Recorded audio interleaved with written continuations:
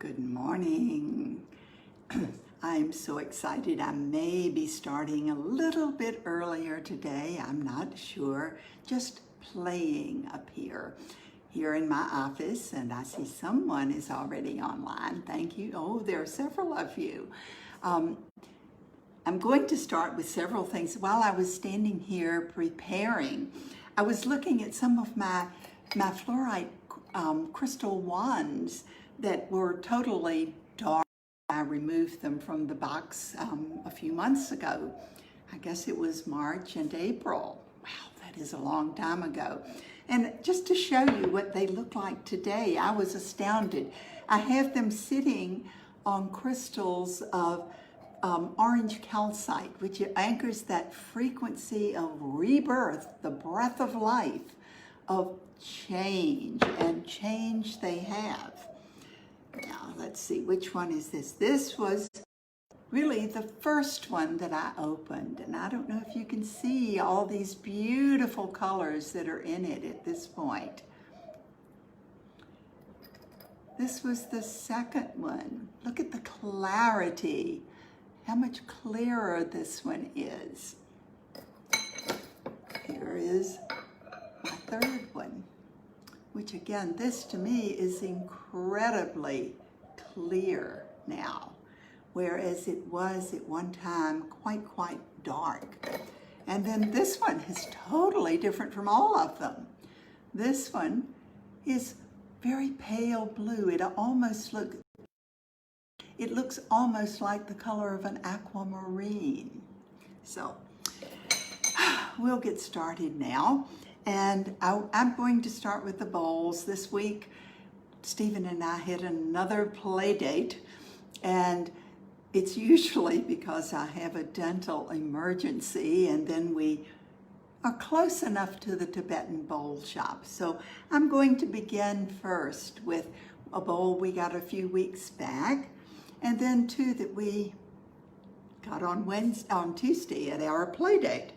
So just enjoy and use your favorite oil. I have used a number of oils already this morning, and I'm going to use present time to support me in remaining in present time, as that is a difficult thing for me often. I seem to lapse off into the past or into the future and miss the beauties, the gifts of this moment. So I am intending to be here in this moment with every one of you. And just grab whatever essential oil you have with you, whatever one makes you feel really, really good and happy. And we will get started.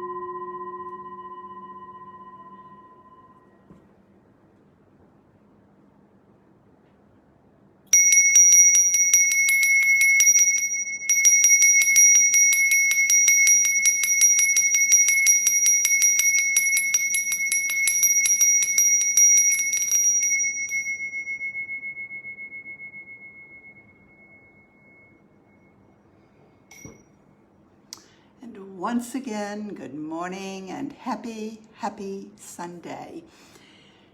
It is always exciting for me to see so many of you online ahead of time. And this week, this topic that I chose, I usually end up hearing, just kind of getting a message of something to talk about, a title. This week, being me. And I thought, what am I going to talk about? Being me. So I went to my Rainbow Healing Cards, as always. Actually, I use the app, which all of you can have the app on your phones. And I use the app and then I use the cards too, because I happen to like different things for different situations. And I selected Unity Consciousness. And I got to thinking about this. The concept of this hologram at the bottom is understanding the unique contributions of each. And I also selected, just additionally, what kind of things, what kind of attributes, skills would be helpful for me. And I selected the artisan, the creative flow. The artisan is at their best when they allow things to flow through rather than when they are consumed with doing things a particular way. And I also selected freedom, which seems to go right along with that because it's all about release, letting go of our preconceived notions about who we are, how we must do things, and just allow things to flow through us. Now, for some of you, this may be very easy. For me, it was not. It is not. Let's put this in present time because I'm not a finished product. Not one of us is a finished product. We are a process. We are on a journey. And as I began to meditate on this idea of unity consciousness, I realized that it's all about understanding who we are. I was raised at a time, and perhaps some of you also, even though I'm older, some of you may also have been taught that we must do everything. We must be able to do everything and be complete, be whole and complete, an island unto ourselves. And I spent much of my life attempting to be that way, to be perfect in everything that I did, and to be able to do it all. And guess what?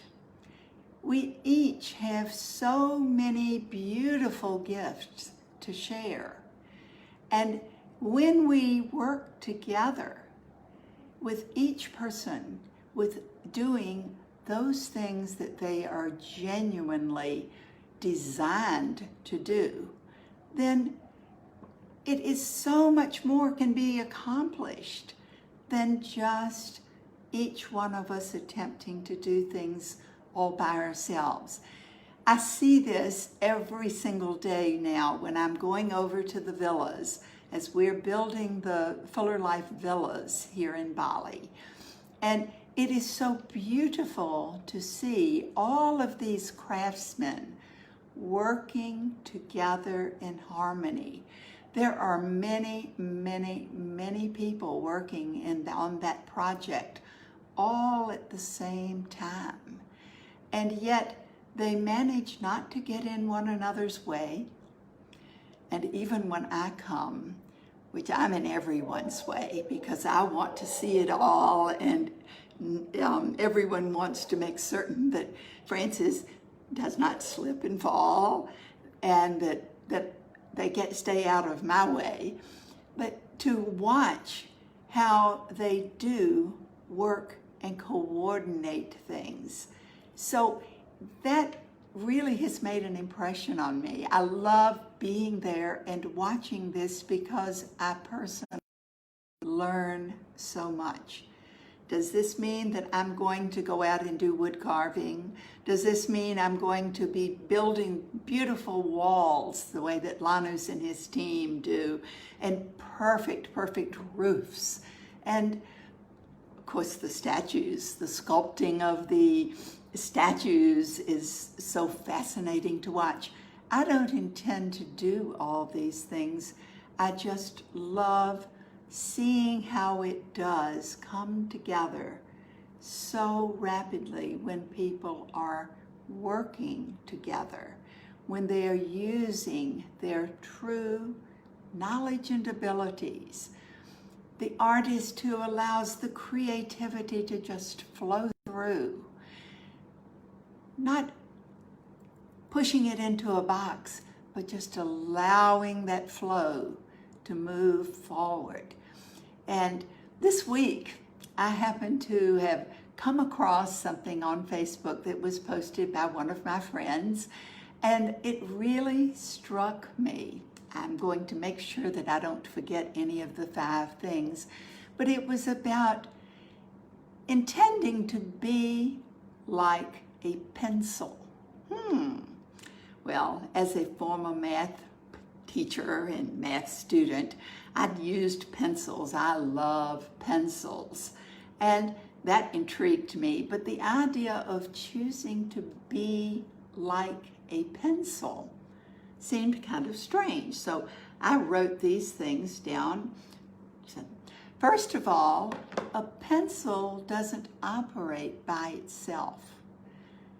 It has to be guided by the person using the pencil. So in other words, a pencil could be called coachable. I remember Gary Young talking about when he looks to add someone to his team, he is never looking for the resume, for the CV. He is looking to see that the person is coachable. He said he can teach them how to do anything as long as they're willing to learn. This is point number 1, very, very important concept that I felt in being me, being the very best me that I can be, to be coachable, to realize that I do not really always know everything. Stephen would be very happy to tell you that too, to agree with me on that, wouldn't you, dear? Okay. The second point was that pencils require sharpening from time to time. It makes them better. They may get set in the way, they may dull down. And as we sharpen a pencil, it's going to take a little of the edges off, which may be a little bit painful for us as we are smoothing out our edges. The third thing is, the pencil and the eraser work together. The eraser can undo any challenges that the pencil may make. In other words, they're not set in stone, and as long as they work together, whatever changes are required can occur. So we have the pencil and we have the eraser. As I said, I love pencils because I was a math person. And then the fourth thing is that with a pencil, it is not the wooden outside that's important. It's what's inside, the graphite that is inside. And with each of us, every single one of us has an amazing potential, an inner potential. And I'm going to call this the gift. I have the gift sitting here, and I'm going to use it right now to intend, as I apply this beautiful blend that Mary Young created as a gift for Gary. just intending that you understand what your potential truly is, who you really are, who I really am. It is not important for you to understand who someone else is. We're all working on ourselves, and we're all in this together.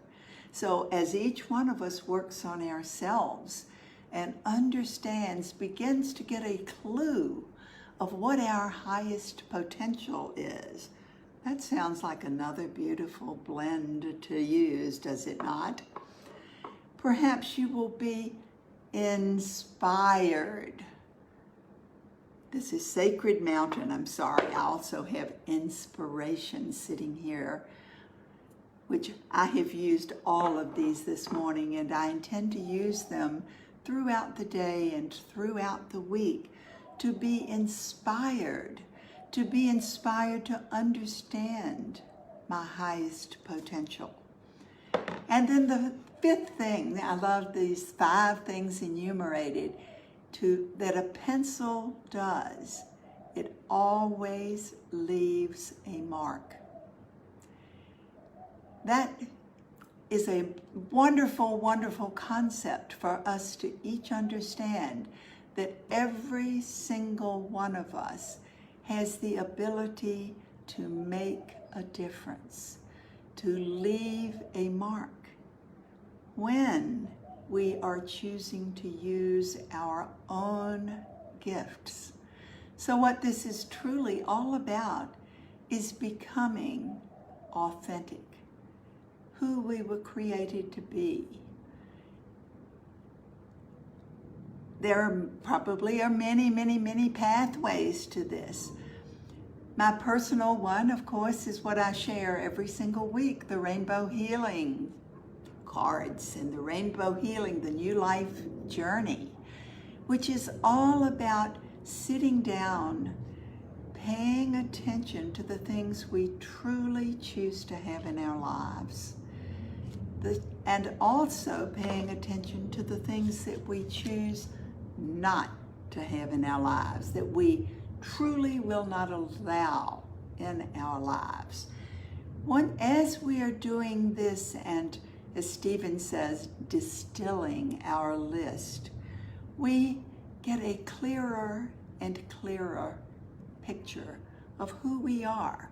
We gain clarity. That may be another blend you may choose to, I've got it here somewhere, but that you may choose to have with you and utilize, intending clarity as you move through each day, as you go within, understanding, and with that intention of understanding your inner potential, your own true gifts and knowledge. And of course, we know Frances will never leave out her very favorite of all, which is believe. Sacred Mountain has always been my favorite aroma. However, Believe blend has opened up more for me than anything I could ever have imagined.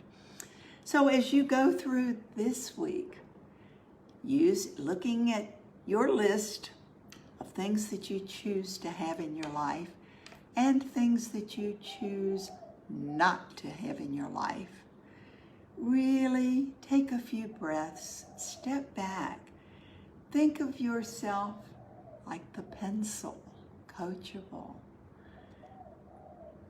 requiring sharpening from time to time, working together with others, that you don't have to do everything yourself. That's not a requirement.